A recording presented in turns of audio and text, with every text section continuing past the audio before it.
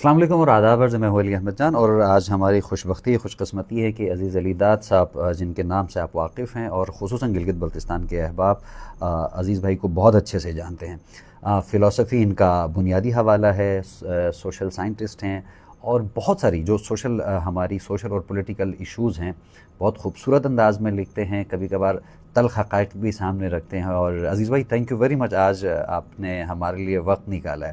بہت تو بہت شکریہ۔ آپ کا چونکہ حوالہ ہی فلسفہ ہے، جس طرح میں نے پہلے گزارش کی، تو آج کا جو نوجوان ہے، گلگت بلتستان کے کانٹیکس میں ہم بات کریں تو کیا آج کے نوجوان کو فلسفہ پڑھنا چاہیے اور کیوں؟ یہ بہت ہی مشکل سوال ہے، کیونکہ ہمارے تناظر میں، نہ صرف ہمارے تناظر میں بلکہ پاکستان لیول میں بھی، پھر عالمی تناظر میں بھی یہ سوال اٹھایا جا رہا ہے کہ فلسفہ کیا اتنا ریلیونٹ ہے کہ نہیں ہے۔ اور پھر پاکستانی یونیورسٹیز میں فلسفے کے ڈپارٹمنٹ پرانے جو تھے وہ بند ہو رہے ہیں، اور پھر اس کے ساتھ ساتھ یہ ہو رہا ہے کہ نئی جو یونیورسٹیز اسٹیبلش ہو گئی ہیں 2000 کے بعد، جو مشرومنگ سٹارٹ ہو گئی یونیورسٹیز میں، وہاں پہ کوئی فلسفے کا ڈپارٹمنٹ ہے ہی نہیں، اگر ہے بھی تو کہیں ضمنی مضمون کے طور پہ پڑھایا جاتا ہے۔ گلوبلی اس سب کے باوجود گلوبلی فلسفے کے مضامین وہاں مختلف بڑے یونیورسٹیوں میں موجود ہیں، وہاں فلسفہ پڑھایا جاتا ہے اور لوگ جاتے ہیں۔ ایک ہماری سوسائٹی کے ساتھ مسئلہ یہ ہے کہ ہم کہتے ہیں ہم مادیت پرست نہیں ہیں، لیکن تعلیم کے سیناریو میں ہم دیکھتے ہیں کہ تعلیم کی طرف ہمارا اپروچ ٹوٹلی مادیت پسند پہ مبنی ہے، مادیت پسندی پہ مبنی ہے۔ اب سوال یہ ہے کہ ایسی مادیت پسندی جتنی زیادہ ہوگی تو آپ کے لیے فلسفہ اتنا ریلیونٹ ہو جاتا ہے، کیونکہ فلسفہ کیا کرتا ہے، آپ کو اپنے کرنٹ افیئر سے نکال کے آپ کو لانگ ڈیوری جسے ہنری برگساں کہتا ہے، اس کو دیکھنے کے آپ کو قابل بنا دیتا ہے۔ اب سوسائٹیز کی جو لائف ہوتی ہے وہ انڈیویجول کی لائف سے ہٹ کے بہت ہی طویل عرصے پر مبنی ہوتی ہے، تو آپ کو ایک طویل دورانیے کی ایک بصارت عطا کرتی ہے فلسفہ۔ اب گلگت بلتستان کی طرف آتے ہیں تو ہمارے ساتھ مسئلہ یہ ہے کہ میں نے پہلے بھی آپ سے ذکر کیا کہ ہمارے باپ دادا سارے جسمانی طور پہ جسم کے مضبوط تھے، اسی لیے سارے پہاڑوں پہ چڑھنا، پولو کھیلنا یا دوسرے کھیلیں یا جو بھی کام رہے ہیں وہ ہمیشہ جسم کے متعلق ہے، جسم مضبوط رہا ہے، تو ہم نے صدیوں سے ذہن پہ کوئی انویسٹمنٹ کی نہیں ہے، تو ہمارا ذہن ضرورت محسوس نہیں کی ہے، ضرورت محسوس نہیں ہوئی یا تقاضے نہیں تھے۔ تو اب ہمیں اچانک یہ پچھلے 40-50 سالوں میں ہم جدیدیت میں ہمیں پھینک دیا گیا ہے، تو اب ہمیں سمجھ نہیں آ رہا ہے کہ یہ افکار کی دنیا ہے۔ اب افکار کی دنیا سے بھی نکل کے پوری ایک سوشل میڈیا کی دنیا آ رہی ہے، جہاں پہ سولڈ سپیسز کی جگہ ورچوئل سپیسز لے رہی ہیں، تو اب ان سارے سپیسز کا، ان تبدیلیوں کو کس طرح سینس بنایا جائے، اس کے لیے پھر فلسفہ بہت ریلیونٹ ہوتا ہے، وہ کیونکہ ہولسٹکلی اس کلی طور پہ اس سوسائٹی اور اس سماج کو فلسفہ دیکھتا ہے۔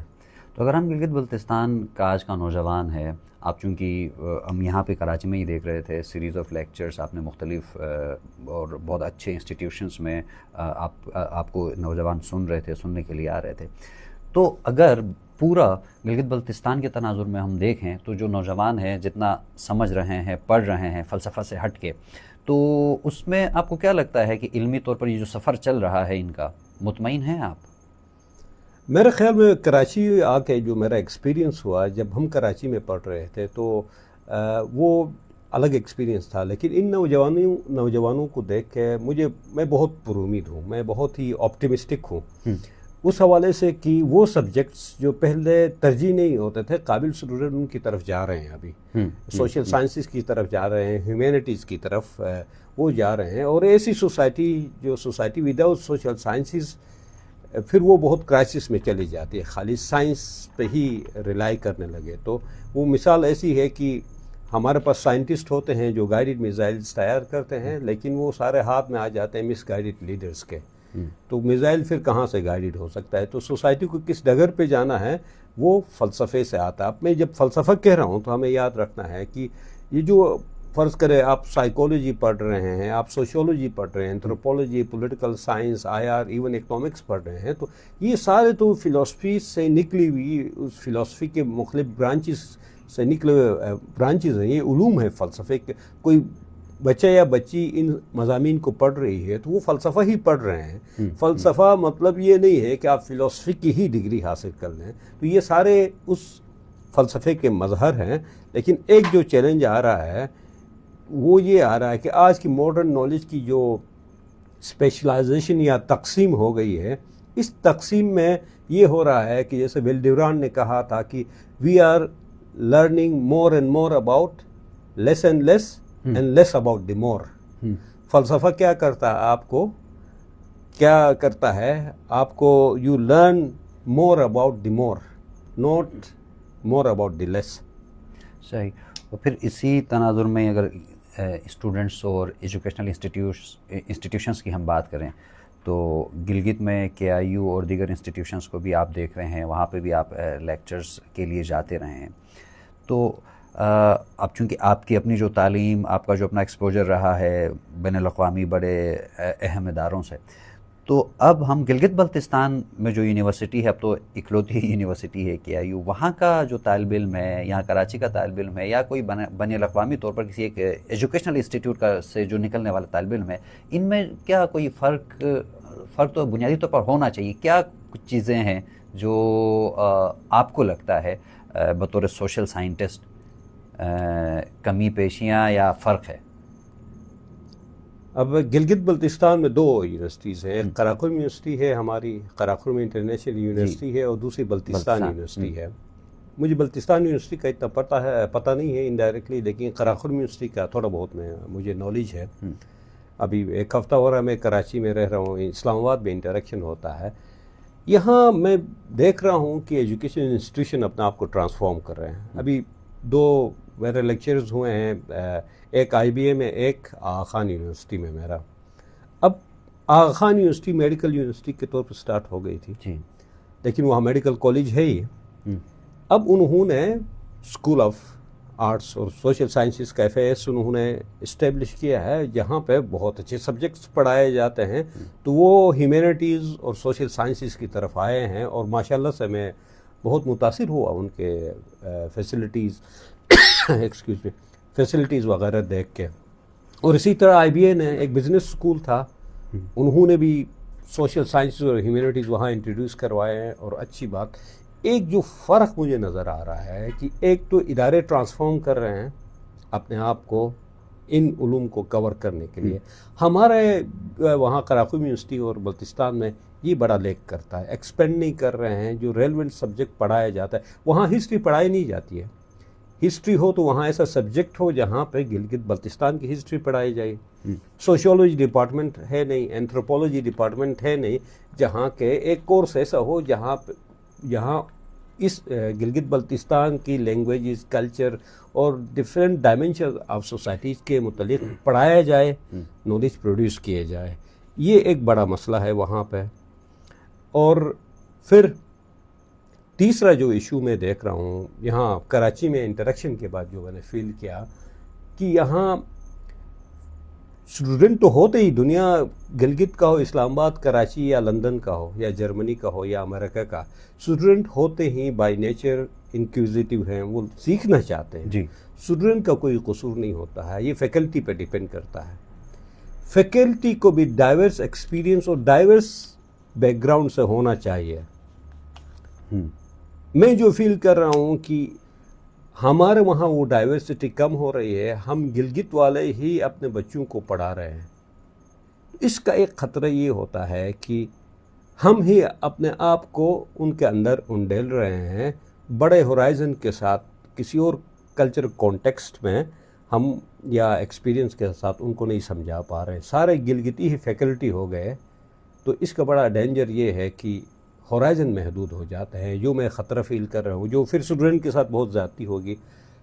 یہ آپ دیکھتے ہیں کراچی میں نے اسٹوڈنٹ کے ساتھ انٹریکٹ کیا تو ان کے ٹیچرز مجھے ملے. بعض ٹیچرز نے کہا یہ میرا شاگرد ہے، بڑا قابل ہے، اچھا ہے، اچھا فیڈ بیک دے رہے تھے. وہ اسٹوڈنٹ بھی ان ٹیچرز کو بعض ٹیچرز کو اپریشیٹ کر رہے تھے. میں نے جب وجہ پوچھی تو اندازہ یہ ہو گیا کہ وہ ایک الگ ایک بیک گراؤنڈ سے آ رہے ہیں, ایکسپیرینس کے ساتھ آ رہے ہیں, ہورائزنس کے ساتھ آ کے بتا رہے ہیں. تو وہ اتنا کمفرٹ زون نہیں دیتے ہیں جو گلگت بلتستان کا ہوتے ہوئے ایک کمفرٹ زون ملتا ہے. بیسکلی نالج نام ہی ہے, اس کمفرٹ زون کو توڑنے کا نام ہے. تو مجھے یہ خطرہ ہے کہ ہم اپنے کمفرٹ زون میں چلے جائیں گے. اب گلگتی سے بات کرے گا تو وہ ڈائلاگ کم ہوگا, مکالمہ کم ہوگا. ڈائلاگ کم ہوگا, وہ مونولوگ زیادہ ہوگا, تو نالج بھی مونولوگ بن جائے گا. میں اس چیز سے ڈرتا ہوں. تو آپ یہ سمجھتے ہیں کہ فیکلٹی میں اگر ڈائیورسٹی ہو, دوسرے علاقے اور دوسرے کلچر کے لوگ ہوں گے تو سیکھنے کا عمل بہتر ہوگا. تھوڑا باہر سے بھی ایک پرسپیکٹیو نظر آئے گا. خالی ہم اندروں نے بھی اپنے آپ پہ ہی روشنی ڈالتے رہیں گے تو باہر سے بھی کوئی روشنی آنی چاہیے. صحیح. تو جو آپ نے بات کی کہ جو سوشل سائنسز کی طرف یا تاریخ کی طرف ہماری طرف توجہ نہیں ہے خصوصاً گلگت بلتستان میں, اس سے قبل میں ایک اور یہ جاننا چاہوں گا آپ سے کہ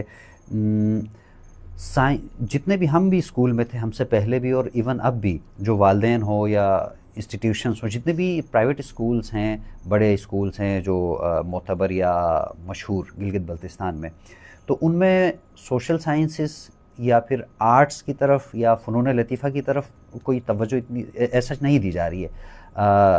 انجینئرنگ اور جو میڈیکل فیلڈ کا بالکل شروع سے ہی سمجھایا جاتا ہے. تو اتنا توجہ دینے کے باوجود کیا گلگت بلتستان میں اتنے اچھے ڈاکٹر, اتنے اچھے انجینئرس آئے یا نہیں؟ ہمیں میرے خیال سے نظر بھی نہیں آتے. اس کی کیا وجہ؟ اس کی بہت ساری وجوہات ہو سکتی ہیں, لیکن کوئی امپیریکل ڈیٹا نہیں. ایک تو وجہ یہ ہو سکتی ہے کہ ہم اس علم کے فیلڈ میں بہت دیر سے ہم نے قدم رکھا. ابھی وہ مشکل 40-50 سال ہی ہوئے ہیں. تو ہم ایکسپیکٹ نہیں کر سکتے ہیں کہ اس دوران ہی کوئی بڑا علم ہمارے وہاں سے پروڈیوس ہو. لیکن اس مختصر دورانیے کے اندر انارمس ایکسپوجر رہا ہے. بالکل لوکل سے لے کے نیشنل سے لے کے ایون گلوبل ایکسپوجر کے ساتھ ہمارے یوتھ یا ایکسپوز ہو رہی ہے گلوبل ٹرینڈ کے ساتھ. تو یہ سارے ملٹیپل لیول پہ ہمارا ایکسپوجر ہے. اب اس سب کو ایبزورب کرنا, انٹرنلائز کر کے پھر کوئی چیز پروڈیوس کرنا, اٹ ٹیکس ٹائم. لیکن مسئلہ یہ ہے کہ ہم اس پیریڈ میں رہ رہے ہیں وhere ایوری تھنگ از فلوئڈ. بہت ہی فلوئڈ سچویشن ہے. اس میں فلوئڈ تھاٹ ہی ایمرج ہونا ہے اور فلوئڈ تھاٹ کو آنا چاہیے جو ہمارے کانٹیکس میں نہیں آ رہی ہے. اب اتنا ٹائم نہیں ہے کہ ہم بیٹھ کے ایک صدی مزید انتظار کر لیں. یہ نالج اکانومی کی صدی ہے. اس میں ہم نالج پروڈیوس نہیں کر لیں گے تو شاید ہم تاریخ کے صفحوں سے غائب ہو جائیں گے. تو ایک وجہ, اس کی بڑی وجہ یہ ہے کہ ہمارا وہاں نالج پروڈیوس نہیں ہو رہی ہے. اور دوسرا یہ کہ ہمارے یہاں بیسکلی ہم تعلیم یافتہ ہو گئے, ڈگری یافتہ ہو گئے ہیں, لیکن علم یافتہ نہیں ہو گئے. ہمارے پاس علم نہیں آیا ہے. اس کا وجہ یہ ہے کہ ہمارے انسٹیٹیوشنل لیول پہ, ہمارے کلچر یا گھروں کے لیول پہ, خاندانی لیول پہ تعلیم کا مقصد کیا ہے؟ ہم ایک بے مقصد تعلیم کر رہے ہیں. ہم ایسی تعلیم کر رہے ہیں جو بغیر تربیت کے ہیں. میں نے ایک مضمون لکھا تھا, گلگت بلتستان میں جو بڑے بڑے اچھے اسکول ہیں ان کے باہر بڑے پیسہ والے پڑھے لکھے ماں باپ کے بچے پڑھتے ہیں. تو ماں باپ بچوں کو پک کرنے کے گاڑیاں بھیجتے ہیں اپنے ڈرائیوروں کے ساتھ یا خود آتے ہیں. وہاں پہ جو ازدحام مچتا ہے, لڑائیاں ہوتی ہے, تو یہ وہ ہے جو گلگت کا کریم کے بچے جا رہے ہیں جو مستقبل میں کریم بننا ہے. لیکن ان کے رویے وہاں دیکھیں تو نہیں لگتا ہے کہ یہ کوئی کریم پیدا ہو رہا ہے وہاں پہ. تو میں تو یہ کہتا ہوں شنا میں کہ یہ سکول ہمارے ذہنوں کو بڑوں بنانے کا کام کر رہے ہیں, بڑوں بنانے کا کام کر رہے ہیں. تو ہمیں ریفلیکٹ کرنا چاہیے ایجوکیشن فار وٹ. اور پھر اگر ایجوکیشن کی بات کریں تو پورے پاکستان لیول سے, پاکستان سطح پر جتنے بھی اعداد و شمار آتے ہیں اس میں تو کہا جاتا ہے گلگت بلتستان میں اور کچھ مخصوص علاقوں میں کہ بھئی وہاں کا جو شرح خواندگی ہے وہ سب سے زیادہ ہے. دیکھیں, شرح خواندگی ہونا اور پھر نالج پروڈکشن, اس کا کو ریلیشن ڈھونڈنا بڑا مشکل ہو جاتا ہے. میں ہنزا کی سوسائٹی پہ تنقید کرتا ہوں تو گلگت میں جو 30-35 اخبارات ہیں ایک بھی اخبار ہنزا والا اون نہیں کرتا. ہاں کہ سب سے زیادہ لٹریسی ریٹ ہنزا میں ہے. سو آپ کی وہ لٹریسی ریٹ کیوں ریفلیکٹ نہیں ہو رہی ہے وہاں پہ ہنزا میں؟ مسئلہ یہ ہے کہ ہنزا میں بھی یہ مسئلہ ہے کہ ہم تعلیم کس چیز کے لیے حاصل کر رہے ہیں. میں اکنامکس پڑھ رہا تھا لیکن میں اکنامکس پڑھتے ہوئے مجھے اندازہ ہو گیا کہ میں اندر سے بہت ہی ڈرائی ہو رہا ہوں, خشک ہو رہا ہوں, تو میں نے اس سبجیکٹ کو چھوڑ دیا. تو آپ بیسکلی علم کو پیشن کے ساتھ حاصل کر لیں. عقل ہر چیز ہر بندے میں ہوتی ہے, کوئی بد عقل کوئی نہیں ہوتا, ہر اسٹوڈنٹ عقل مند ہوتا ہے, لیکن کس چیز کی کمی ہوتی ہے؟ پیشن آپ کو ڈرائیو کرتی ہے, اور پیشن ہی آپ کو پھر آگے جا کے آپ کو ویژن بھی آتی ہے. اگر میں نے فلسفہ پڑھا ہے تو میں نے اس لیے نہیں پڑھا تھا کہ اس فلسفے کی مدد سے میں جا کے کوئی بڑی نوکری حاصل کر لوں گا. مجھے شوق تھا فلسفہ پڑھنے کا. باقی آگے نوکری ملے گی نہ ملے گی وہ الگ بات تھی. وہ اس وقت میرے ذہن میں وہ سوال تھا نہیں جب میں ماسٹرز کر رہا تھا فلسفی میں.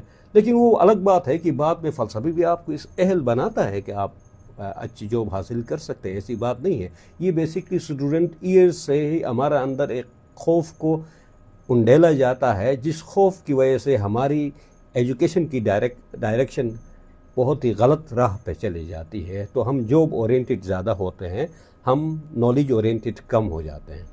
تو نالج کی طرف اگر ہم میں اپنا بھی کہوں تو ہمیں جو بھی چیزیں پڑھنے کے لیے ابتدا سے میٹرک کے بعد سے بتائی گئیں تو اس میں کہیں بھی یہ نہیں کہا تھا کہ یار یہ شوق سے پڑھو گے یا آپ کی اپنی دلچسپی کیا ہے. اگر میں اپنی کہانی بتاؤں تو میری دلچسپی تھی فنون لطیفہ کی طرف.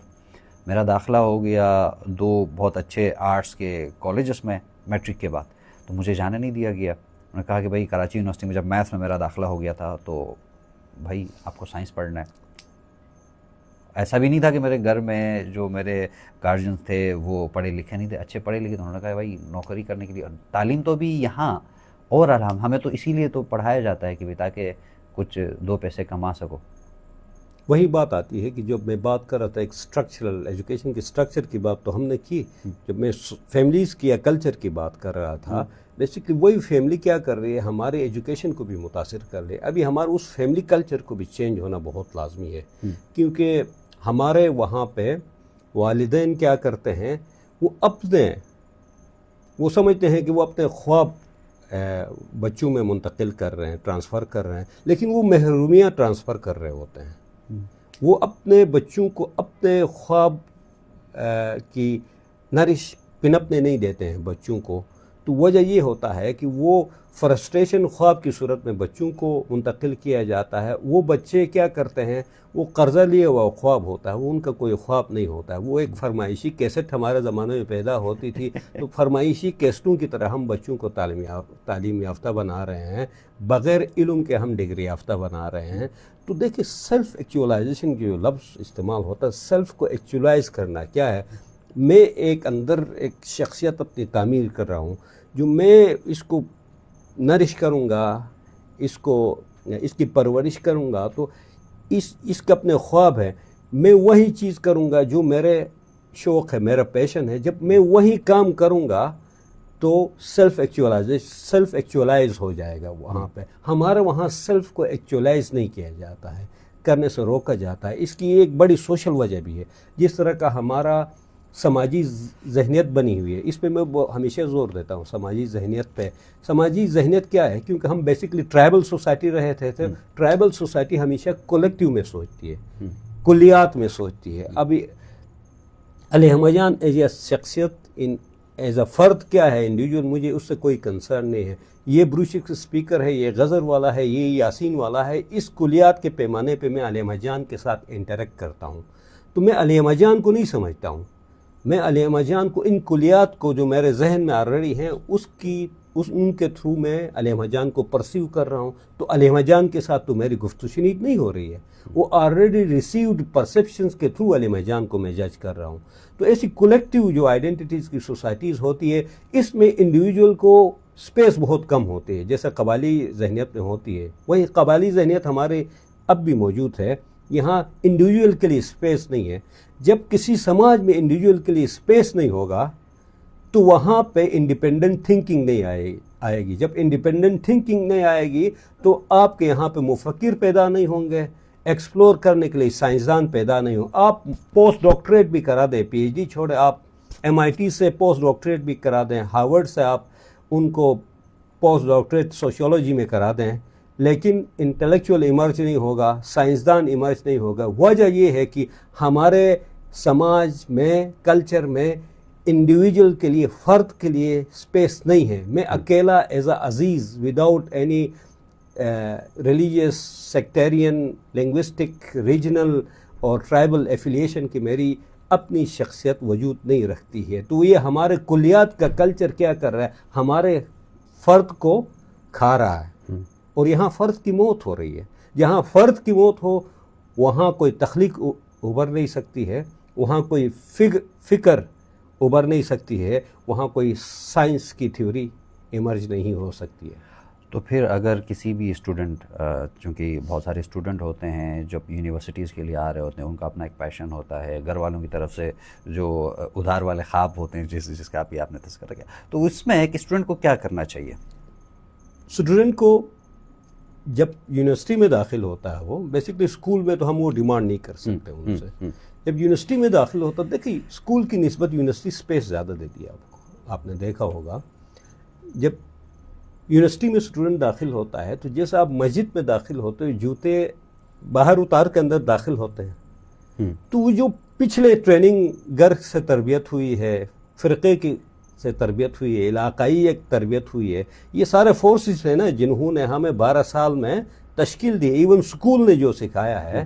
تو ان خیالات کو آپ چھوڑ دیں, آپ باہر چھوڑ کے اندر داخل ہو جائیں, اب نئے خیالات کے لیے اپنا آپ کو اوپن کر دیں.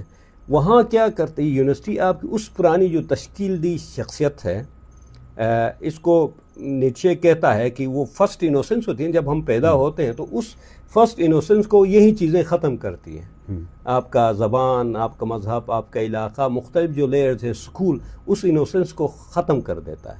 یونیورسٹی میں داخل ہوتے ہیں تو وہاں آپ کی ان لرننگ سٹارٹ ہو جاتی ہے, ان ڈوئنگ سٹارٹ ہو. اپنے آپ کو انڈو کرنے کے لیے اوپن کر دیں. ریجٹ رہیں گے, انڈو نہیں کریں گے, کسی کا کچھ نہیں بگڑے گا. آپ پی ایچ ڈی کرنے تک, ماسٹرز کر کے آپ بہت ہی ایک راسخ العقیدہ سخت شخصیت بن کے نکلیں گے. تو یونیورسٹی میں جا کے اپنی ان لرننگ کرنا لازمی ہے. جب ان لرن کر لیتے ہیں تو وہاں پہ ہم کلین سلیٹ کی طرح بن جاتے ہیں. ایک نئی انوسنس کریٹ ہوتی ہے جس کو فریڈرک نیچے سیکنڈ انوسنس کہتا ہے. ہماری پہلی انوسنس پہ تو ماں باپ نے لکھا, اسکول کے ٹیچر نے لکھا, نظام نے لکھا, فرقے نے لکھا, مذہب نے لکھا, ہماری زبان نے لکھا. جب سیکنڈ انوسنس کریٹ ہوگی نا, آپ کے پاس نیا نالج ایکوائر ہوگا, تب آپ اپنے تقدیر کے صفحے پہ خود اپنی تحریر لکھنے کے قابل ہو سکتے ہیں. جب آپ اپنی تحریر خود, تقدیر خود لکھیں گے تو آپ اپنی شخصیت کے مالک ہو جائیں گے. وہاں سے آپ as a individual Ali Ahmad Jan emerge ہو کے آ جائے گا. ورنہ تو آپ فوٹو اسٹیٹ کاپی بن کے ہی نکلیں گے, پورے براڈر سوسائٹی جیسے نکالتا ہے. تو یہ جو چیزیں تھیں ان کو ان لرن کرنا اتنا ایزی ہوتا ہے؟ کیونکہ آپ جائیں گے تو آپ کے اوپر مارکس لینا, بھائی پوزیشن حاصل کرنا, نمبر لینا, پاس کرنا, یہ ساری چیزیں بھی تو بوجھ بھی تو ہوتا ہے اس میں. بعض اوقات نمبر حاصل کرنے کے چکر میں بھی ان لرننگ ہو سکتی ہے. ان لرننگ ایک پروسیس ہے, نمبر سے بھی ہٹ کے ایک نئی چیز سیکھنا ہے. جب نئی چیز آتی ہے, جب آپ متاثر ہوتے تو اس لیے کہ پچھلا آپ نے جو سیکھا وہ کوئی سینس نہیں بنا رہا تھا, تو آپ ریجیکٹ کر کے نئے چیز کو اپنے پرسپیکٹیو میں سمول دیتے ہیں. تو آپ کے ہورائزن براڈن ہوتے جاتے ہیں, تو آپ مزید بڑے براڈر ہورائزن کی طرف آپ سفر کرتے ہیں. تو مسئلہ یہ ہے کہ ہم ڈگری حاصل کرنے کے بعد یہ سمجھتے ہیں کہ ہم نے علم مکمل طور پہ حاصل کر لیا. لیکن ماسٹرز ڈگری کیا کرتا ہے, آپ کسی فیلڈ میں ماسٹرز ہو جاتے ہیں, اس کے مالک ہو جاتا ہے نا, ماسٹر ہونا مالک ہونا ہے. تو اس کے بعد ہی آپ کی اصل لرننگ سٹارٹ ہوتی ہے. جب آپ نے جو سیکھا ہے وہ سوسائٹی کے ساتھ انٹریکٹ کرتے ہیں تو آپ پریکٹیکلی انگیج ہوتے ہیں. یہاں سے ایک نئی لرننگ سٹارٹ ہوتی ہے جہاں آپ تھیوری کو پریکٹس کے ساتھ ملا دیتے ہیں. اور اس دوران آپ کو اپنی اسٹڈی کنٹینیو کرنی ہے, پرائیویٹلی ریڈنگ ہیبٹ بڑھانی ہے. اس کو لائف لانگ لرننگ کہا جاتا ہے. تو تھیوریٹیکلی ہم جو سیکھتے ہیں, جب سوسائٹی میں انگیج اس کو اپلائی کرنا ہے, تب وہاں سے کیا ہوتا ہے, پریکٹیکل نالج ایمرج ہوتی ہے، وہاں سے وزڈم آتا ہے. ورنہ تو پھر یہ ہے کہ ہم نے وہی رٹی رٹائی باتوں کو دہرانا ہے، اور جو ایک سائیکل میں ہم چیزیں کرتے آتے ہیں وہی کرتے رہیں گے. ہم سکلیکل اس منحوس جو سکلیکل ٹائم اور چکر میں پھنس کے رہیں گے. تو اس میں سیلف اسٹڈی کا کچھ زیادہ کردار ہوگا نا اس پورے. سیلف ایکسپلوریشن ہے آپ کا. میں نالج کیوں حاصل کرتا ہوں؟ جب مجھے اپنے اندر اس ڈارکنیس کا احساس ہوگا، اندھیروں کا احساس ہوگا. جہالت کیا ہے؟ اندھیرا ہے. جب آپ اندھیرے میں ہوں گے تو تب روشنی کی تلاش کر لیں گے نا. تو سب سے پہلے باہر کسی اور پہ روشنی پھینکنے کی بجائے سب سے پہلے اپنے اندر موجود اندھیروں کے متعلق آگاہی لازمی ہے. مسئلہ یہ ہو گیا کہ ہم نے اپنے اندر چھپے اندھیروں کو علم کا نام دیا ہے. ایسا علم ہے جو بلیک ہول ہے، جہاں سے کوئی روشنی باہر نہیں آتی ہے بلکہ ہر روشنی بھی وہ بلیک ہول کھا جاتا ہے. تو علم اگر روشنی ہے تو اپنے معاشرے کے اندر، اپنی شخصیت کے اندر موجود اس جہالت کے اندھیروں کی آگاہی بہت لازمی ہے، شعور بہت لازمی ہے. تبھی آپ نے ریڈنگ کی بات کی، تو اب چونکہ تھوڑی سی کتب بینی کی طرف بھی کرتے ہیں، بات کرتے ہیں. اب کیا سمجھتے ہیں کہ جی بی میں اگر خصوصاً جی بی کو ہی دیکھا جائے تو ابھی کتنے لوگ ہیں، کتنے نوجوان ہیں جو کتابیں پڑھتے ہیں؟ ظاہر ہے آپ کے پاس فیڈ بیک بھی آیا ہوگا آپ کی کتاب کے بعد. اب چونکہ ایک تو آپ نے جو 2 سوالات ہیں، ایک تو آپ نے جو راٹری اپنا وہ شروع کیا ہے پبلیکیشنز کا، تو اس کی کیا وجہ تھی؟ اور پھر یہ ہے کہ کتب بینی کتنی ہے ہماری طرف؟ اچھا، 2 سوال ہیں اس میں. راٹری کا یہ ہے کہ میں اور ڈاکٹر نوشین نے ہم نے یہ indigenous express publishing house establish کیا ہے، جس کے تھرو ہم نے ہماری پہلی ایڈیٹڈ کتاب beyond the mountains social and political imaginaries of Gilgit Baltistan چھاپی ہے. بیسکلی ہمارا مقصد یہ تھا کہ کیونکہ ہم کانسٹیٹیوشنل، اکنامک اور پولیٹیکل پیریفریز میں رہتے ہیں پاکستان پہ، اسی طرح ہم نالج پیریفریز میں ہیں. ہم نے سوچا کہ ایسا پلیٹ فارم ہونا چاہیے جہاں پہ لوکل، اس سوسائٹی کے متعلق لوکل نالج کو پروڈیوس کیا جائے، پھر اس کو پبلش کیا جائے، سامنے لایا جائے. کیونکہ یہاں پبلشنگ انڈسٹری جو پاکستان میں ہے، ان کو گلگت بلتستان کا کانٹیکس سمجھانا ہی بڑا مشکل ہے. مجھے بہت دقت پیش آئی. ہم مختلف پبلشر سے ملے کہ ہم کیا کہنا چاہتے ہیں، اس کے لیے ہمیں بڑا محنت کرنا پڑتا ہے، کیونکہ وہ ہماری اس ڈیبیٹ کو اوورآل پاکستان میں وہ سچویٹ نہیں کر پاتے ہیں. تو یہ مشکلات دیکھتے ہوئے ہم نے ڈیسائیڈ کیا ہے کہ ہم خود ہی اپنے آپ کو ریپرزینٹ کریں انسٹیڈ آف ادر ریپرزینٹنگ اس. اس کا مقصد یہ ہے. اور ڈیفینیٹلی آپ پوچھیں گے کہ یار جب printed word, written word decline میں جا رہا ہے، جب رائز آف امیج ہے یا ویڈیو ہے، اس video age of video enlightenment, ہم بہت لیٹ ہی کہیں داخل ہو گئے ہیں پرنٹنگ کے شعبے میں، جہاں گوٹنبرگ ریولوشن زوال پذیر ہے اور یہ ویڈیو کا میڈیم ڈومینیٹ کر رہا ہے. تو لیکن اتنی دیر بھی نہیں ہے. آپ دیکھیں نا، ویڈیو پہ آپ کوئی چیز تب پریزنٹ کریں گے، فرض کرو آپ ڈرامہ بنانا چاہتے ہیں، تب کریں گے آپ کے پاس کوئی نالج ہو، آپ کے پاس کوئی امراؤ جان جیسا ادا جیسا ناول ہو، تو تب جا کے آپ کوئی مووی بنائیں گے. تو بیسکلی یہ اے آئی کا دور ہے یا ویڈیو انلائٹمنٹ کا دور ہے. یہ تو وہ سوسائٹیز ہیں جنہوں نے نالج پیدا کرنے کے بعد اگلا سٹیپ ہے، پہنچ گئے ہیں. ہم اس کو سکپ کر کے آگے پہنچنا چاہتے ہیں without producing knowledge, and that is very dangerous for society. اس لیے ہم نے step by step rotary publication ہم نے اسٹیبلش کیا ہے. اور دوسرا جہاں تک آپ کا دوسرا سوال جو تھا وہ بک ریڈنگ اور کتب بینی بک ریڈنگ کا، دیکھیں ہمارے گلگت بلتستان میں بک ریڈنگ کا کلچر تھا ہی نہیں نا، تھا ہی نہیں. تو میں ذاتی طور پہ کوشش کرتا ہوں کہ اس بک ریڈنگ کلچر کو پروموٹ کیا جائے. یہ بک ریڈنگ کلچر نہ ہونے کی وجہ سے، کیونکہ ہماری ساری سوسائٹی اور کلچر اورل تھا، تو ظاہر ہے بک کا کوئی ٹریڈیشن ہمارا وہاں رہی نہیں ہے. تو ہم اس بک کلچر کو انٹروڈیوس کروانا چاہتے ہیں. بک ریڈنگ کلچر نہ ہونے کی وجہ سے کیا ہوتا ہے، سوسائٹی میں انٹلیکچوئل کیپٹل پیدا نہیں ہوتا ہے. جب انٹلیکچوئل کیپٹل پیدا نہیں ہوتا ہے تو اس سوسائٹی کے اندر نہ مذہب ہضم ہوتا ہے، نہ تعلیم ہضم ہوتی ہے، نہ وہاں پہ عہدہ ہضم ہوتا ہے، نہ وہاں پہ مذہب ہضم ہوتا ہے. آپ دیکھ رہے ہیں مذہب بدہضمی کی وجہ سے کیا ہے, ہم سے طاقت بھی ہضم نہیں ہوتی ہے بعض اوقات. عہدے پہ جا کے ہمارا بیہیویئر کیا ہو جاتا ہے. تو انٹلیکچوئل کیپٹل کیا کرتا ہے, ایون ٹیکنالوجی آ کے ہمیں خراب کرنے لگتی ہے. انٹلیکچوئل کیپٹل ان سب چیزوں کو شوک آبزرور ہے, آپ کو ہضم کرنے کے قابل بنا دیتا ہے. میں آپ کو انٹلیکچوئل کیپٹل کی ایگزامپل دے دوں گا. میں 2015 میں کچھ مہینوں کے لیے جرمنی میں ریسرچ فیلوشپ پہ گیا. وہ ساؤتھ برلن میں رہتا تھا میں. ساؤتھ برلن تباہ نہیں ہوا ہے جنگ عظیم میں نا.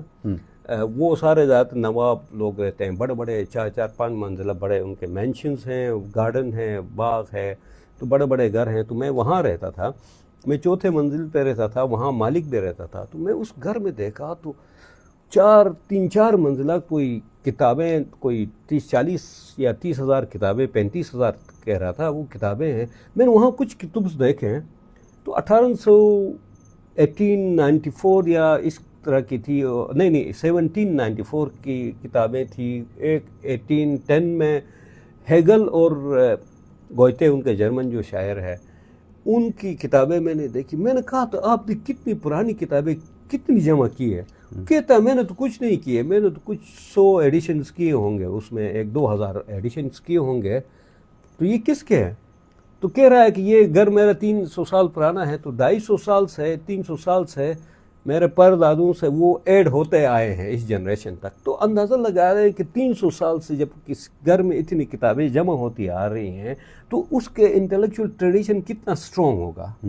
تو ہمیں بھی اس طرح گھروں میں لائبریریز بنانی ہے. ہمارے ہال میں جائیں, گلگت بلتستان بڑے خوبصورت ہال لکڑی کے جنگلات کو تباہ کر کے بنائے جاتے ہیں. وہاں آپ کو برتن, خوبصورت برتن رکھے ہوئے نظر آئیں گے. بعض گھروں میں یا تو حیوانات کو سٹف کر کے شکار کر کے وہ رکھا ہوا ہے, یا آپ کو ہتھیار اور کلہنکو لٹکے ہوئے نظر آئیں گے. آج ہم بنی اسٹارٹ کے کتابوں کو جمع کرنے کی کوشش کر لیں گے. 300 سال بعد ہمارے بچوں کے لیے کوئی انٹلیکچوئل کیپٹل تو آئے گا.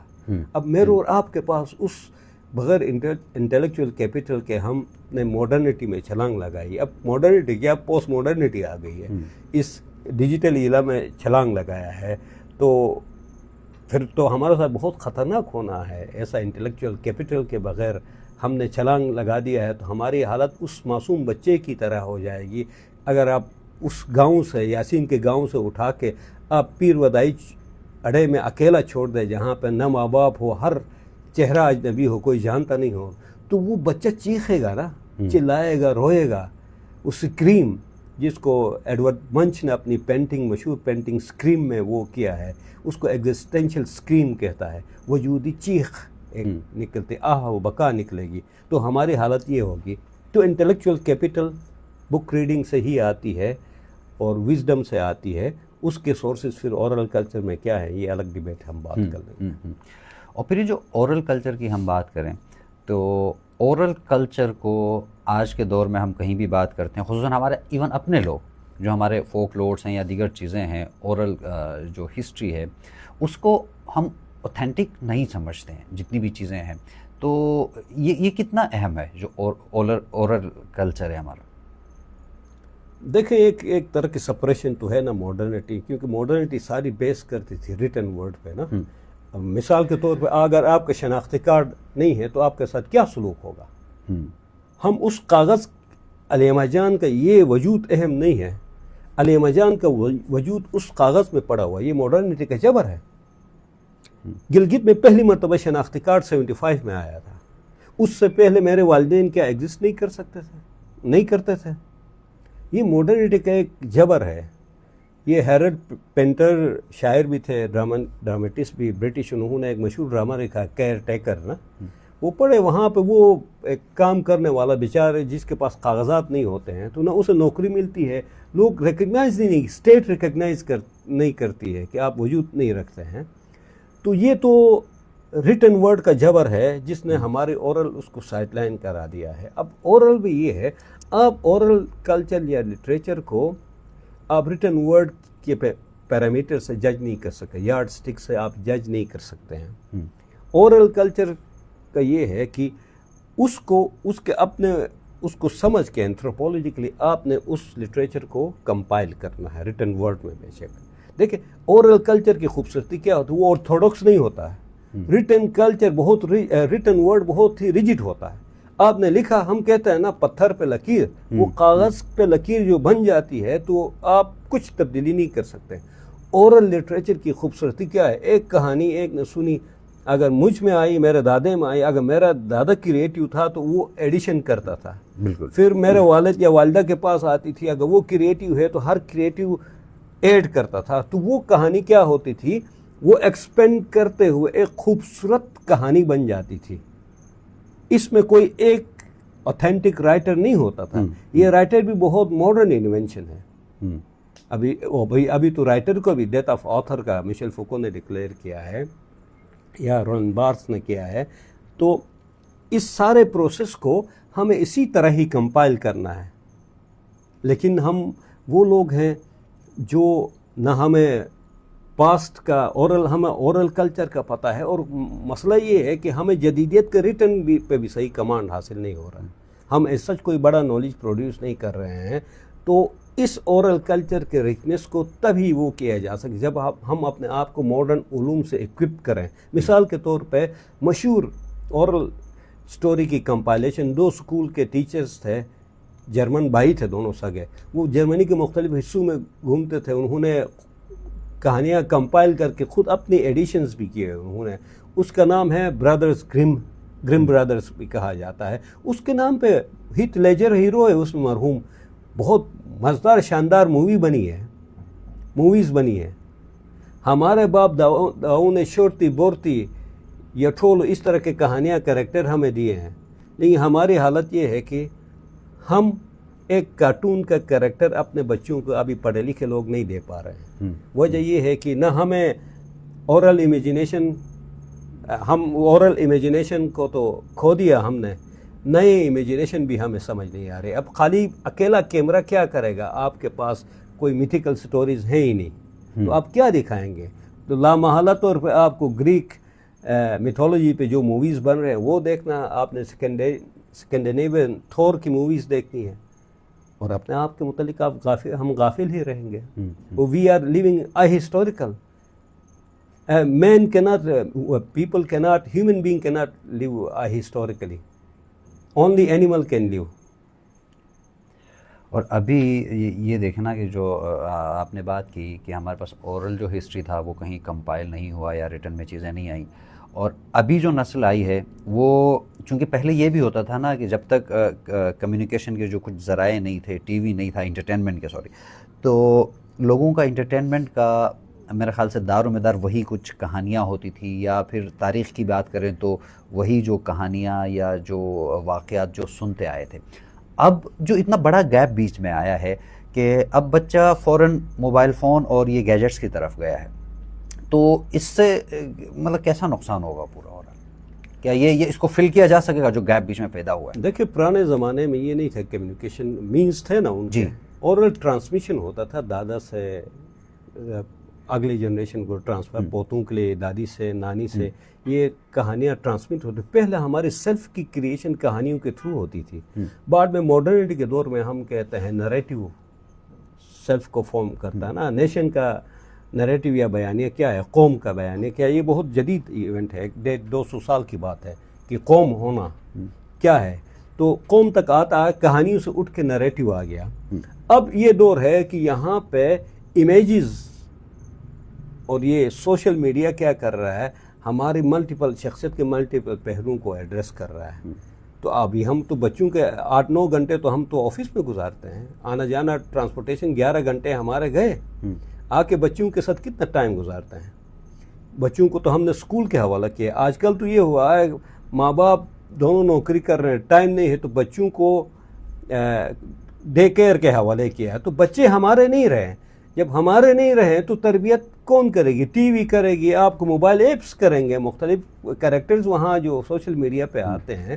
مسئلہ یہ ہے کہ ہم نے پہلے تو پرنٹڈ ورڈ میں کچھ نالج پروڈیوس نہیں کیا تھا. ایون اس میڈیم میں، ویڈیو میڈیم میں ہماری کوئی پروڈکشن تو آنی چاہیے. بچوں کے لیے آپشنز ہونے چاہیے جہاں وہ تھور کو دیکھ رہے ہیں، مختلف کارٹون کریکٹر، فرینچ ٹیریبل می کو دیکھ رہے ہیں یا جو بھی نام ہے اس کا، تو ہمارے بھی کوئی کارٹون کے کریکٹرز یا دوسرے کریکٹر اس ڈومین میں ہونے چاہیے. کتنے ہیں ہمارے پاس. ایک اچھی کوشش کی گئی تھی مارخور اور بچے کی ایک کہانی کی اینیمیشن کے لیے. آج کا دور اینیمیشن کا ہے نا, اور اورل لٹریچر کے لیے اینیمیشن سے بہترین میڈیم کوئی نہیں ہے. ریٹن بھی بڑا وہ ہے, ریٹن بہت ایلیٹ میڈیم ہے. اس کے لیے آپ کو پڑھا لکھا ہونا لازمی ہے. میری والدہ ناخواندہ ہے, وہ اس کا بیٹا کیا کتابیں لکھتا ہے وہ پڑھ نہیں سکتی ہے. لیکن یہ اینیمیشن کا یہ ہے کہ یہاں پہ آپ کا سائٹ اور آڈیو ویژن, سائٹ اور ساؤنڈ دونوں کمبائن کرتا ہے, ویژول اور ساؤنڈ کو کمبائن کرتا ہے. تو اٹس ویری ڈیموکریٹک میڈیم. اس میڈیم کو تو ہم کچھ اورل سٹوریز کو یہاں ریپریزنٹ کر رہے ہیں, لیکن ہمارے پاس پہلے سینما ہم کریٹ نہیں کر سکے. ابھی مجھے بھی کچھ نظر نہیں آ رہا ہے.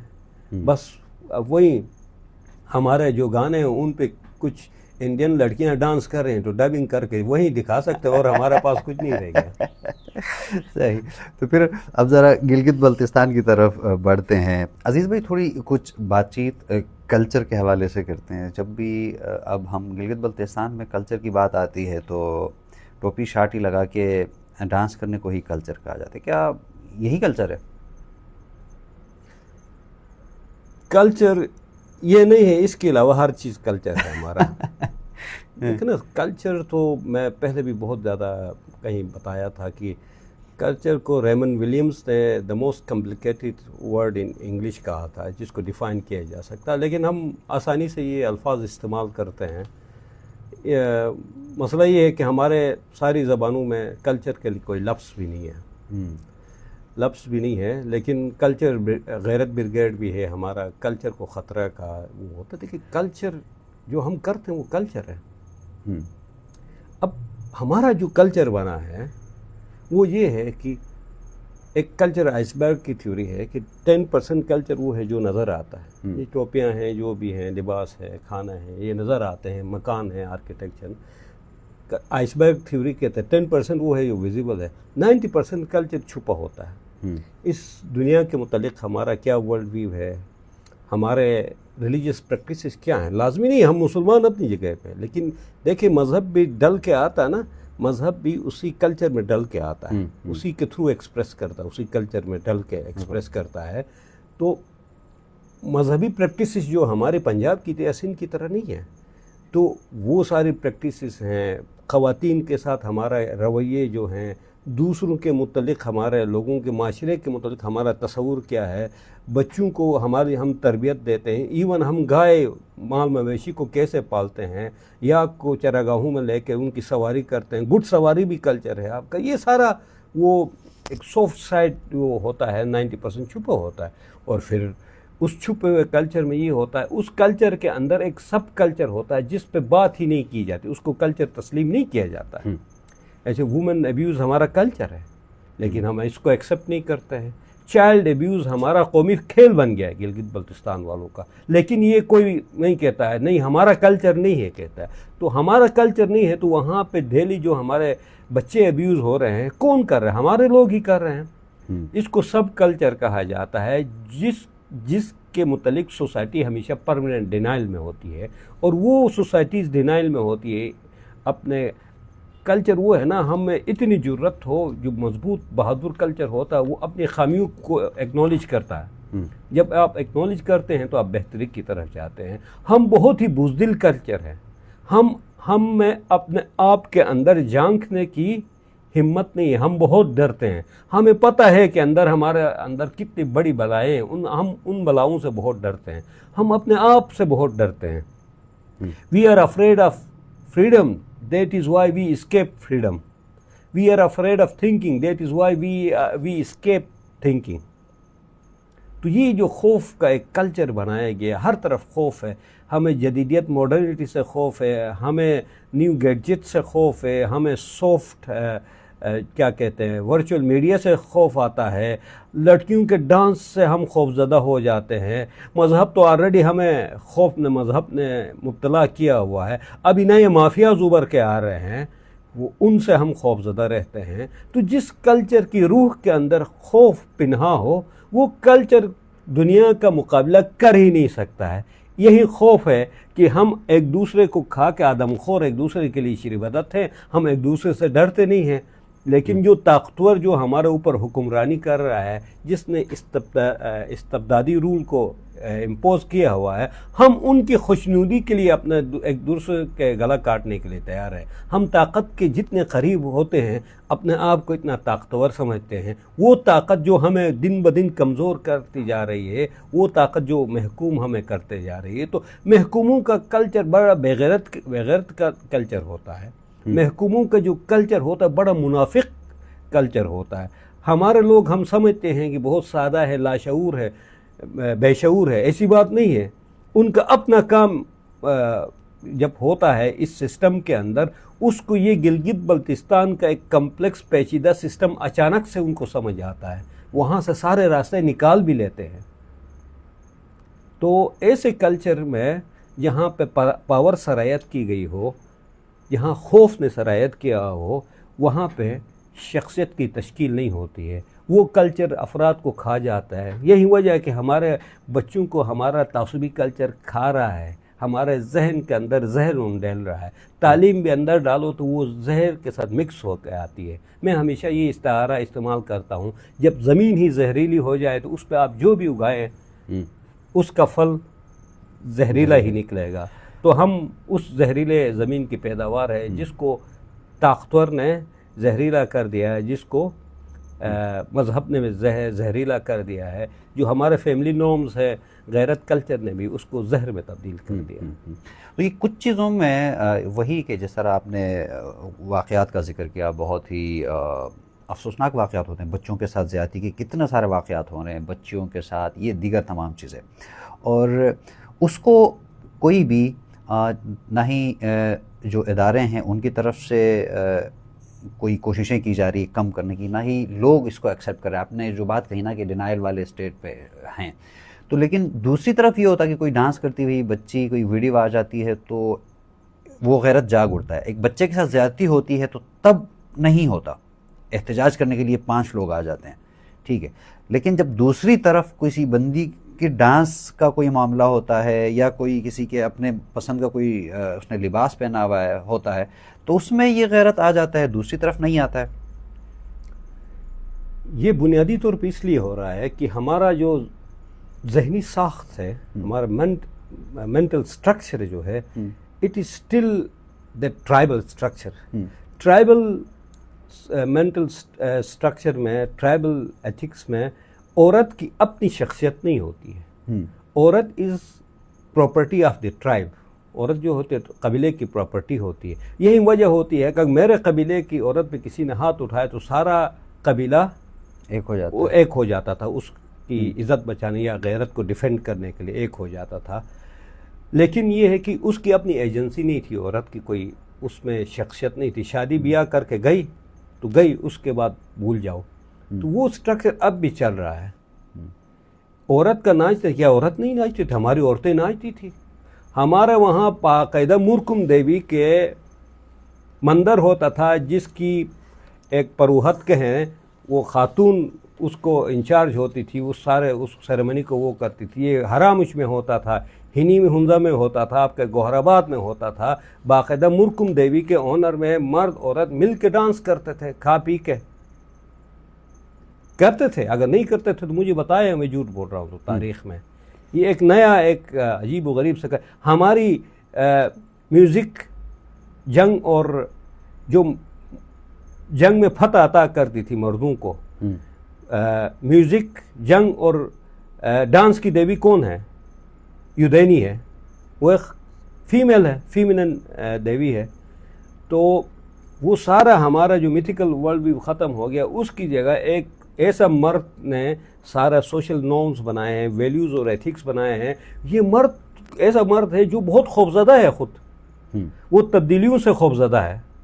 ظاہر ہے ایک عورت کا گھر سے باہر نکل کے جاب کرنا ایک تبدیلی ہے اس ریجٹ معاشرے کے اندر، اور مرد کو ڈر لگتا ہے عورت کی آزادی سے. مرد تو ایسا ہے کہ وہ جدیدیت سے بھی ڈرتا ہے. وہ ایسا مرد ہے جو ٹیلی فون سے بھی ڈرا تھا، وہ ایسا مرد ہے ڈش انٹینا سے بھی ڈرا تھا، وہ ٹی وی سے بھی ڈرا تھا. اب وہ مرد ہے جو موبائل سے بھی ڈرتا ہے، خود استعمال کرتا ہے، مسئلہ نہیں ہے.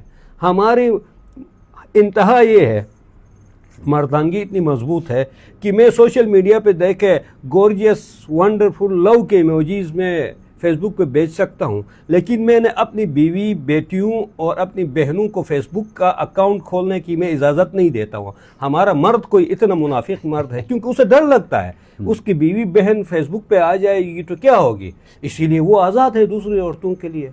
अपने घर के लिए वो फरिश्ता है, घर से बाहर निकलता तो वो बढ़िया बन जाता है। तो ये जब तक हम ये पब्लिक एथिक्स और घर के एथिक्स, डोमेस्टिक एथिक्स में तब्दीली नहीं लाएंगे, घर की अखलाकियात और पब्लिक की अखलाकियात को अलग अलग रखेंगे, तो ये माशरे से मुनाफिकत में ख़त्म नहीं होनी है। घर की अखलाकियात और पब्लिक गली में जो अखलाकियात है वो दोनों को एक होना चाहिए। ये नहीं कि मैंने घर में ख़वातीन के जन्नत बनाया हुआ है, बाहर में खुद जहन्नम तैयार कर रहा हूँ, तो मेरा घर भी उस जहन्नम की आग से महफूज नहीं रह सकता। तो ये सारा इस वजह से। ये जो आपने सोशल मीडिया की बात की, तो सोशल मीडिया अगर गिलगित बल्तिस्तान के कॉन्टेक्स्ट में ही हम देखें, गिलगित बल्तिस्तान में सोशल मीडिया, चूँकि आज के ज़माने में बड़ी हैरत होती है ना, अगर किसी से पूछें कि यार सोशल मीडिया फ़लाँ ऐप पे आप मौजूद हैं या नहीं हैं, जब कोई नहीं कहता है तो हमें हैरत होती है कि अच्छा ऐसा कैसे।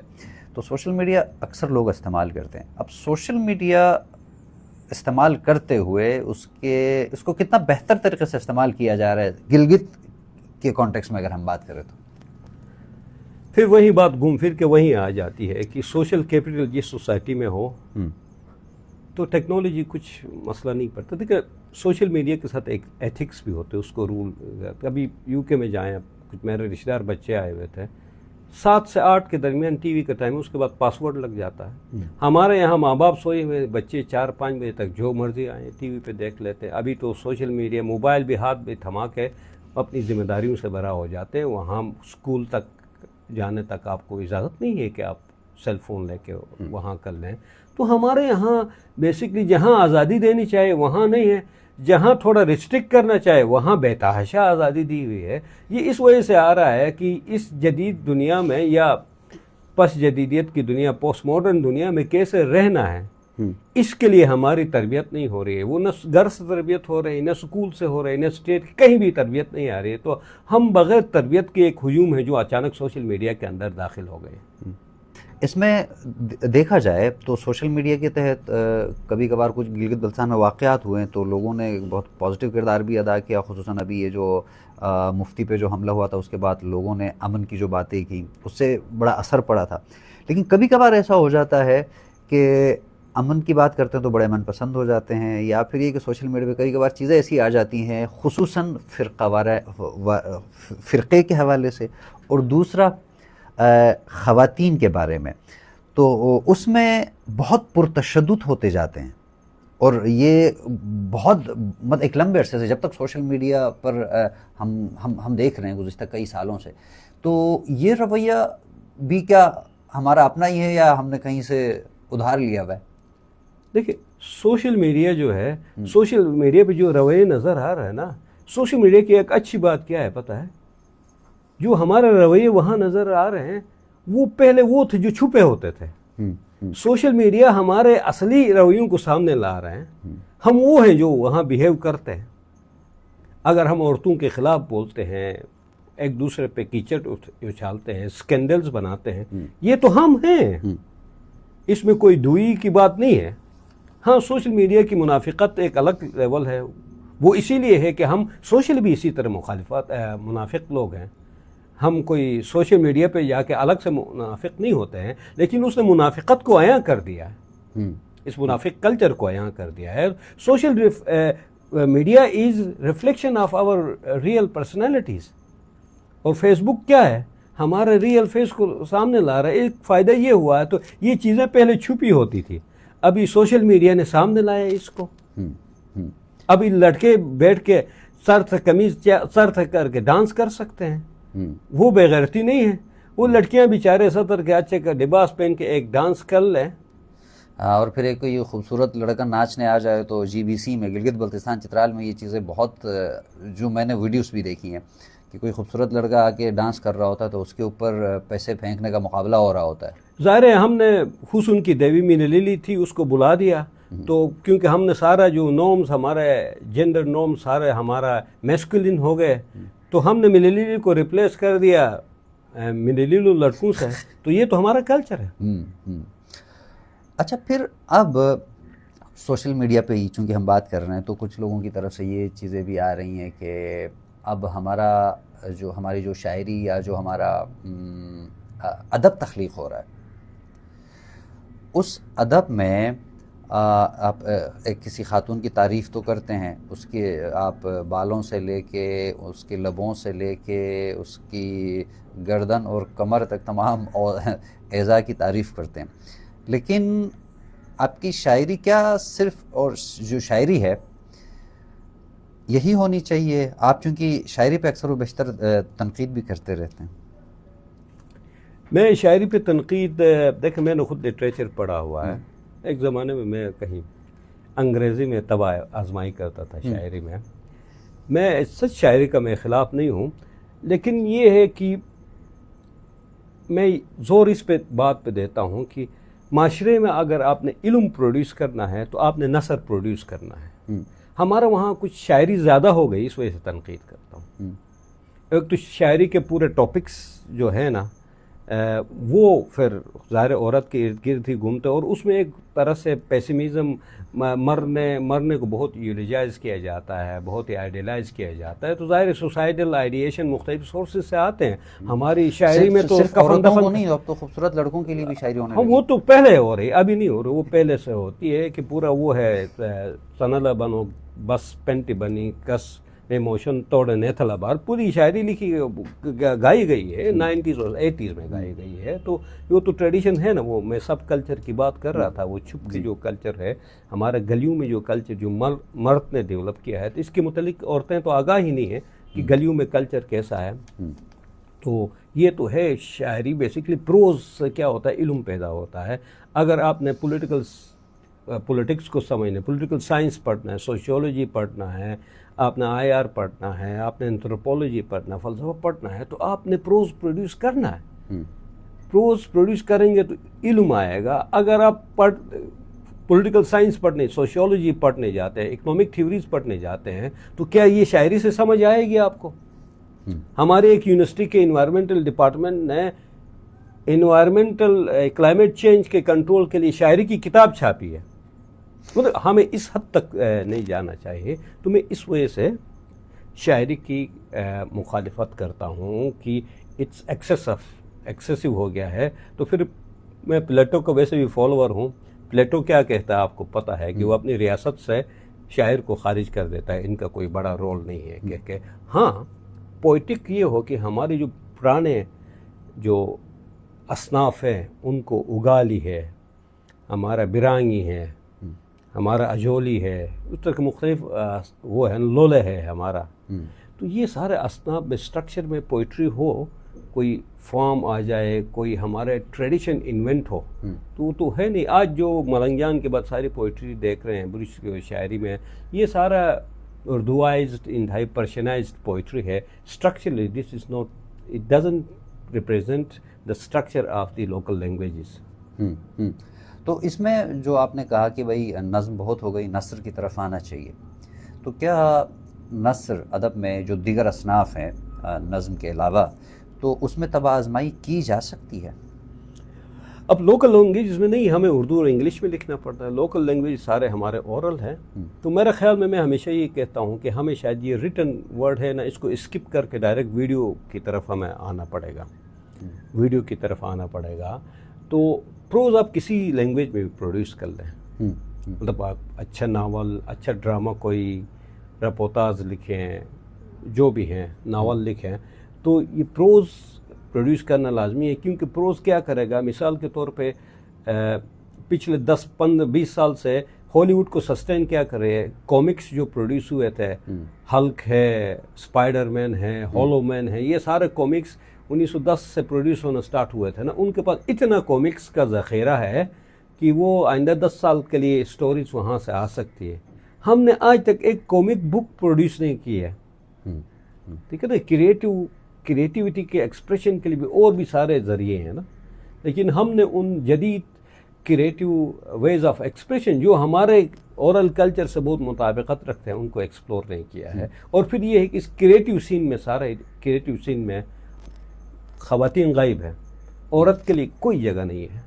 वो पोइटिक सीन हो या कोई भी सीन हो, वहाँ पे आपको औरत नज़र नहीं आती है, क्योंकि औरत अगर इवन इश्किया कहानी लिखेगी तो इश्किया नज़म लिखेगी तो उसका कैरेक्टर ख़राब हो जाता है, और अगर मर्द लिखेगा तो एक नंबर का पक्का आशिक हो जाता है। और आशिक मर्द को वैसे भी हम सेलिब्रेट करते हैं, लेकिन एक आशिक खातून को एक्सेप्ट करना हमारे पास इतना दिल नहीं है। बस हम दिल लगाने के लिए हैं मर्द, लेकिन औरत का दिल एक्सेप्ट करने के लिए हम तैयार नहीं हैं। अगर हम गिलगित बल्तिस्तान की बात करें तो क्या ओवरऑल कि हम एक कौम कह सकते हैं खुद को? कौम, देखें ना, कौम लाजमी नहीं है कि एक तो कौम की डेफिनेशन भी ये मॉडर्न नेशन स्टेट्स जो हैं कौमी रियासतों की वजह से काफ़ी डिस्टॉर्ट हुआ है ना। कौम को आप उस तरह से ले लें कि मैं बेनेडिक्ट एंडरसन ने जो 1982 में मेरे ख्याल में बड़ी मशहूर पाथ ब्रेकिंग किताब लिखी है, इमेजिन कम्युनिटीज़ ना, नेशनलिज्म की स्टडी है। इमेजिन कम्युनिटी में क्या होता है, एक सर्टन लोगों को, एक कल्चर से ताल्लुक़ है, सर्टन लोगों को you imagine them to be part of your community. अब बेनेडिक्ट एंडरसन के थीसिस के मुताबिक ये है कि लाजमी नहीं है कि आप बल्तिस्तान और गिलगित और हुंजा के हर बंदे को पर्सनली इंडिविजुअली जानते हो, लेकिन you imagine them to be part of your community. तो आपकी इमेजिनेशन देखें, हमारी इमेजिनेशन इधर लवारी टॉप पाकर रुक जाती है, उससे नीचे धीरे नहीं पहुंचती है,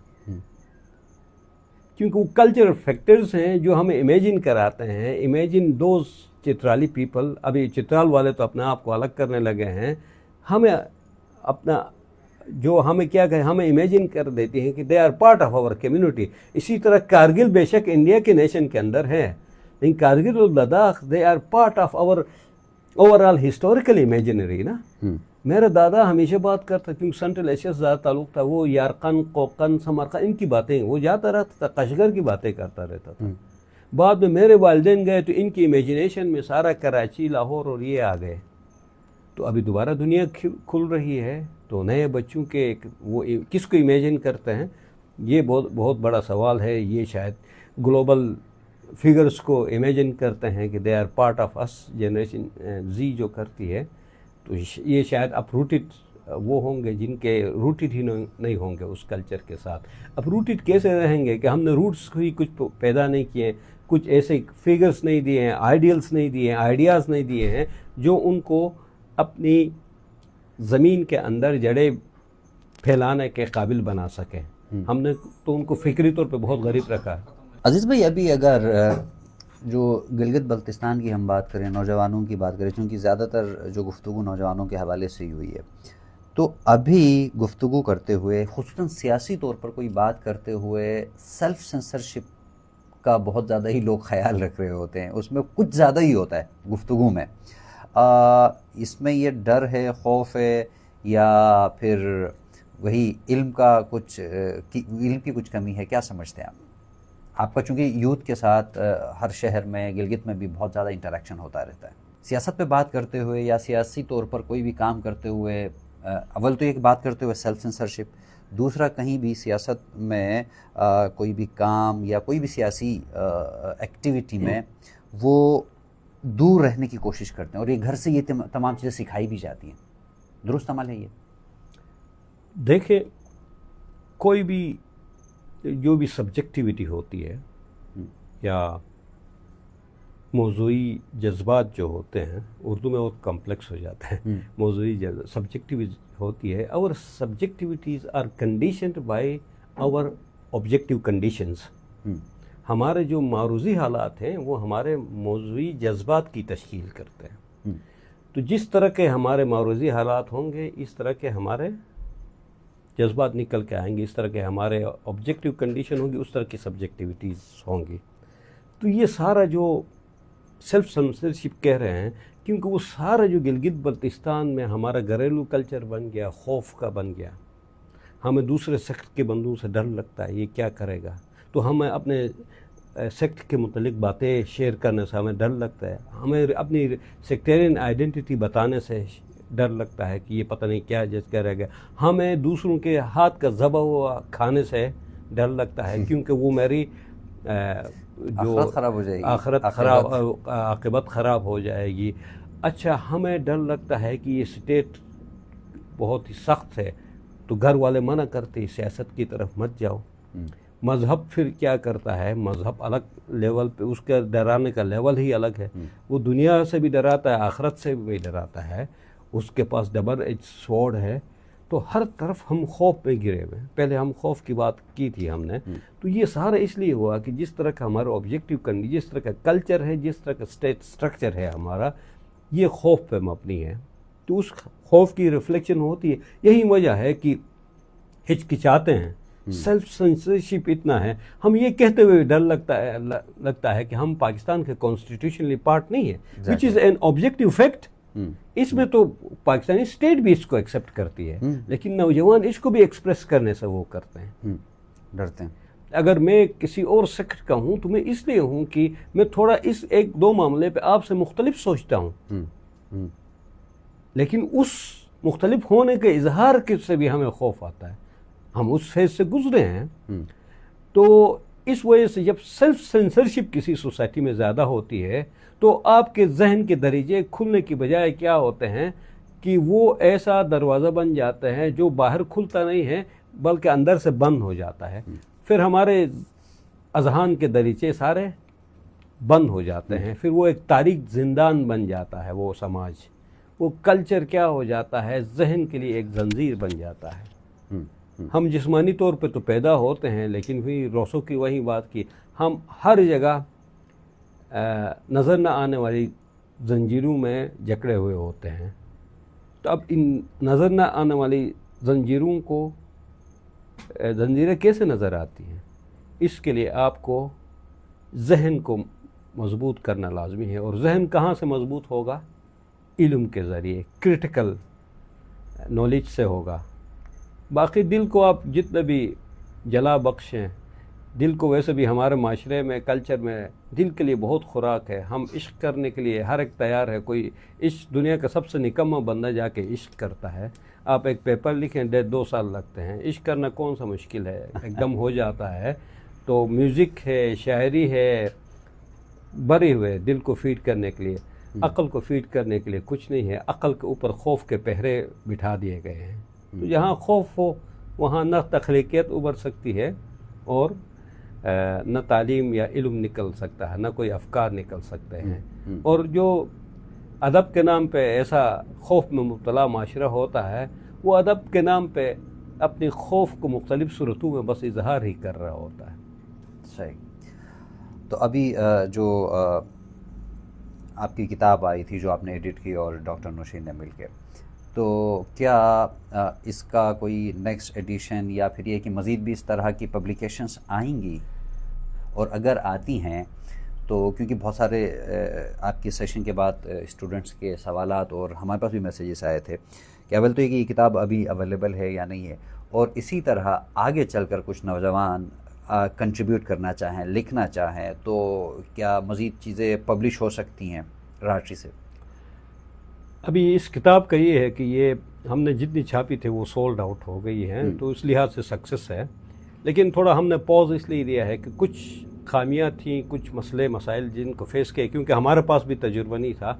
उसको लर्निंग करने के बाद इंशाल्लाह अगले साल फिर हम एक्टिवली आ जाएंगे। शायद इसको हम रीपब्लिश भी कर रहे हैं, और साथ साथ इरादा ये है कि सीरीज़ हम इसको कंटिन्यू करेंगे और कोशिश करेंगे यंग जो रिसर्चर्स हैं हमारी यूनिवर्सिटी में हैं या पढ़ रहे हैं या फारिग हो गए हैं, उन यंग रिसर्चर और राइटर, एस्पायरिंग राइटर से हम उन मौज़ूआत पे लिखवाएँ हैं जिनको एक्सप्लोर नहीं किया गया है।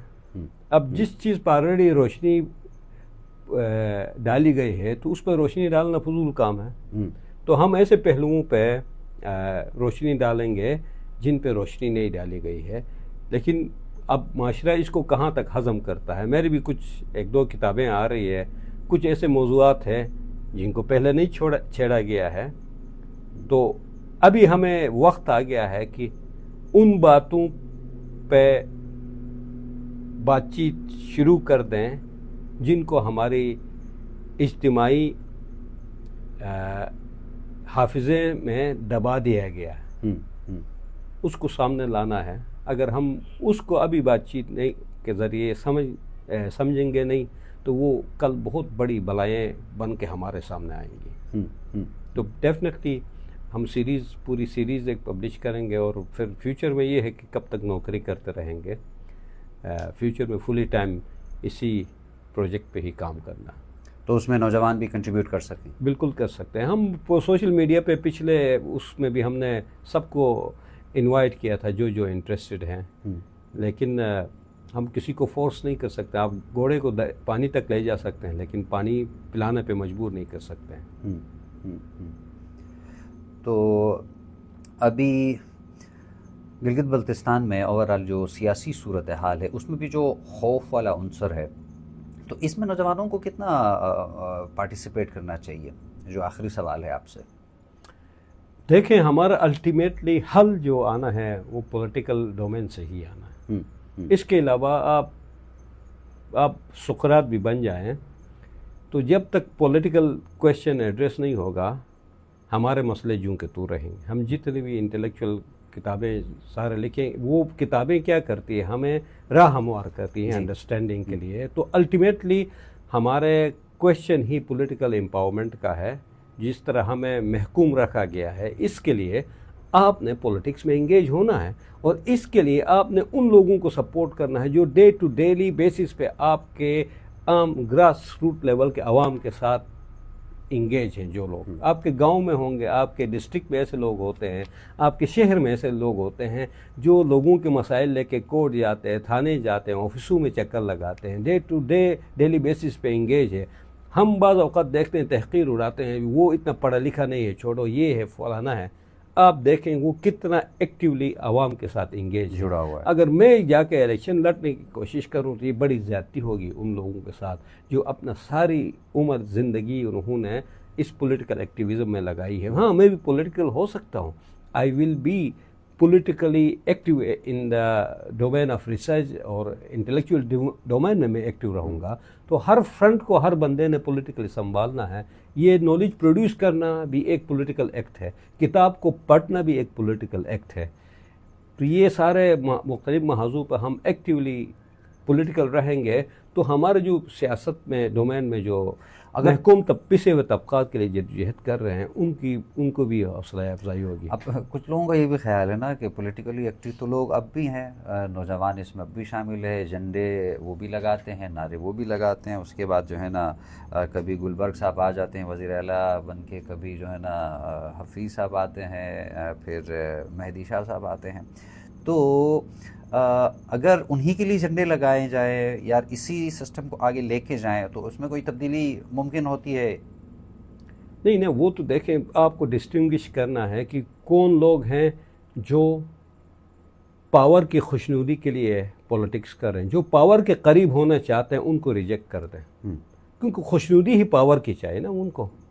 اور جو عوام کی آواز بننا چاہتے ہیں آپ ان کو سلیکٹ کر، ان کو سپورٹ کرو، چاہے کسی بھی مکتب فکر سے ہو۔ لیکن یہاں سسٹمیٹکلی اسٹیٹ بھی یہ کرتی ہے کہ محکوم عوام کی جو آواز بننے کی کوشش کرتے ہیں ان کو پابند سلاسل کر دیتی ہے، اور جو کھل کے فرقہ واریت، تعصب، تشدد، قتل و غارت میں انوالو ہوتے ہیں وہ آزاد پھر رہے ہوتے ہیں۔ صرف ہر چیز کریں، صرف پاور کو آپ چیلنج نہیں کریں۔ اور وہ کہا نا، the vocation of intellectual is to speak truth to power. Truth to power, ہمیں طاقت کے سامنے سچ تو بولنا ہے۔ جب آپ کا تحریر لکھنے والا طاقت کے سامنے لب کشائی نہیں کر سکے گا تو باقی عوام سے ہم کیا توقع کر سکتے ہیں؟ تو politics is the only solution. Every act of writing is a politics, reading is politics, understanding is politics. تو یہ جو لوگ ہیں جو عام آدمی یا پھر عوام کی بات کرتے ہیں، تو ان کا ان ایوانوں تک آ کر ان فیصلوں کو تبدیل کرنا یا پھر عوام کے لیے کوئی اچھا اقدام یا کوئی پالیسی بنانا پاسبل ہے؟ گلگت میں ہو سکتا ہے؟ پاسبل ہو سکتا ہے، اور ہم پاکستان کو ایک اچھا ماڈل بھی دے سکتے ہیں۔ 18 लाख की आबादी है, तो हम एक अच्छा मॉडल दे सकते हैं। हमारे लिए सबसे बड़ा फ़ायदा ये है कि हमारा वहाँ कोई फ्यूडल लॉर्ड तो नहीं है जो हमारे ऊपर वो करे। कुछ राजे और मीर वगैरह थे, वो तो कब के ख़त्म हो गए, उनका सच बड़ा पावर नहीं है। अभी कुछ डिफरेंस आ गया है, कुछ पैसे आ गए हैं, पैसे वाले आ गए हैं, लेकिन एज सच हम बेसिक लोअर मिडिल क्लास के एक ही बैकग्राउंड से ताल्लुक़ रखने वाले लोग हैं।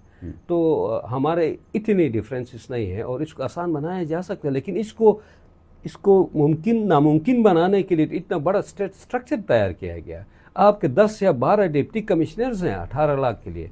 गिलगित कराची की इतनी बड़ी आबादी के लिए कितने डिप्टी कमिश्नर हैं? 4 है मेरे ख्याल में। जनूबी मगरबी शहर जो भी हैं, 3 करोड़ की आबादी होगी, 18 करोड़ के 10-12 डिप्टी कमिश्नर, और इतना बड़ा स्टेट स्ट्रक्चर फैलाया गया है, लेकिन आवाम के डोर स्टेप पे कोई सहूलत दस्तियाब नहीं है। और इसमें जानबूझ के लोकल गवर्नमेंट के इलेक्शन 2004 से नहीं कराया जा रहा है, क्योंकि वही नर्सरी है जहां से सियासतदान निकलते हैं, यूनियन काउंसिल और डिस्ट्रिक्ट काउंसिल के लेवल पे। तो हमारे और जीबी असेंबली के मेंबरान को कलवट और पुल के इस चक्कर में फंसा दिया गया है। इनका काम लेजिस्लेशन करना है, कानून साजी। ये पड़े हुए हैं फंड्स की तकसीम और इनके सिलसिले में। फंड तो क्या 87 अरब रुपए आपके नॉन डेवलपमेंट में जाते हैं, 32 अरब रुपए आपके डेवलपमेंट के लिए। दुनिया में कहीं ऐसा होता है कि मुझे 32 रुपए खर्च करने के लिए 85-87 रुपयों का खर्चा करना पड़ता है। इस गवर्नेंस सिस्टम को दुनिया में मजाक बना दिया गया है। और इसमें देखें, जो फिजिकली फिट नहीं है, रिटायरमेंट का अंग्रेज ने कोई लफ्ज़ इस्तेमाल किया था। वजह ये है कि आप मेंटल और फिजिकल एनर्जी सारा सर्फ करते हैं, तो उसके बाद आप किसी काम आप चले हुए करतूस हैं। अब देखें किन को इम्पोज किया गया है खौल। तो ये हमारे साथ भी मजाक है और जमहूरियत के नाम पे भी मजाक है। तो इस सिस्टम को जब तक तब्दील नहीं होगा तो सोसाइटी और मज़ीद सूरत हाल अबतर होगी। और फिर ये आखिरी सवाल है अजीज़ भाई कि ये जो ब्यूरोक्रेसी की जो आपने बात की, इतना पावरफुल है हमारी तरफ कि वो कोई भी इक़दाम, कोई भी फ़ैसला करता है, लोग उस पर लब्बे कहते हैं। मैं यासीन की एक मिसाल लूँगा पिछले महीने की। एक साहब आए, वो जो कि असिस्टेंट कमिश्नर थे मेरे ख़्याल से, वो भी मेरे ख़्याल से पूरे असिस्टेंट कमिश्नर भी नहीं थे, उसकी सीट पे उसको बिठाया गया था। तो उसने रोड साइड पे जितने भी दरख्त थे उनको तजावुज़ात करार देकर काटने शुरू कर दिए। जब सोशल मीडिया पे बहुत सारे लोगों ने जब इस पे आवाज़ उठाई, हमारे मरहूम दोस्त थे करीम शाह और दीगर बहुत सारे लोगों ने जब आवाज़ उठाई, तो वहाँ के जो अवाम थे वो सुनने को तैयार नहीं थे। सब ये कह रहे थे कि तजावुज़ात हैं। वो दरख्त जो 30, 40, 50 साल से वहाँ पे खड़े हैं, उनको तजावुज़ात करार दिया जा रहा है, उसको काटा जा रहा है, और वो हुक्म आ रहा है एक असिस्टेंट कमिश्नर की तरफ से, और अवाम उसको लब्बे कह रही है। अगर इतनी सी बात पे भी लोग रेजिस्ट नहीं कर पाते हैं, उसको जवाब नहीं दे पाते हैं, तो सियासी तौर पर कैसे एक्टिव होंगे? ये गिलगित बल्तिस्तान का केस हमजा अलवी के जो थीसिस है परफेक्टली फिट आता है, ओवर डेवलप्ड स्टेट ना। क्योंकि इस स्टेट ने जो स्टेट अपरेटस इनहेरिट किया ब्रिटिश से, इट वाज ओवर डेवलप्ड ना। आपके फ़ौज है, पुलिस है, जुडिशरी, ये सारा सिस्टम ओवर डेवलप्ड था, उसको इनहेरिट किया। जबकि सिविल सोसाइटी हमारी इतनी डेवलप नहीं थी। गिलगित बल्तिस्तान में तो थी ही नहीं सिरे से, लेकिन जो स्टेट अपरेटस ओवर डेवलप था, इसको मज़ीद डेवलप किया है स्टेट ने। सिविल सोसाइटी को डेवलप होने नहीं दिया उसने, सोसाइटी को। तो जानबूझ के इस स्टेट अपरेटस को ओवर डेवलप किया गया और सोसाइटी को अंडर डेवलप रखा गया। इसकी वजह से सोसाइटी और स्टेट के दरमियान there is a yawning gap now, बहुत बड़ी खलीज है। इस खलीज को रियल मानों में सियासत और जमहूरियत के ज़रिए फिल किया जाता है। ये सिंबॉलिक इस तरह के चीज़ों और रसूमात से फिल नहीं होती है, जहाँ पे ब्यूरोक्रेसी ही डिक्टेट करने लगे सोसाइटी को। वहाँ सोसाइटी और ब्यूरोक्रेसी का कोई डायलॉग नहीं हो सकता है। वही पॉलिटिशियन होता है जो क्या करता है, ब्रिज करता है स्टेट और सोसाइटी के दरमियान गैप को। लेकिन यहाँ क्या किया जाए, सोसाइटी को मज़ीद कमज़ोर कर दिया जा रहा है और ब्यूरोक्रेसी को इतना मजबूत किया जा रहा है कि अब तो वो ताकत की ज़बान हमारे घरों में हमने बोलना स्टार्ट कर दिया है। अब हम नहीं बोल रहे हैं, ताकत हम में बोल रही है। अजीज़ भाई, थैंक यू वेरी मच, आपने टाइम निकाला और आपसे गुफ्तगू रही, बहुत शुक्रिया।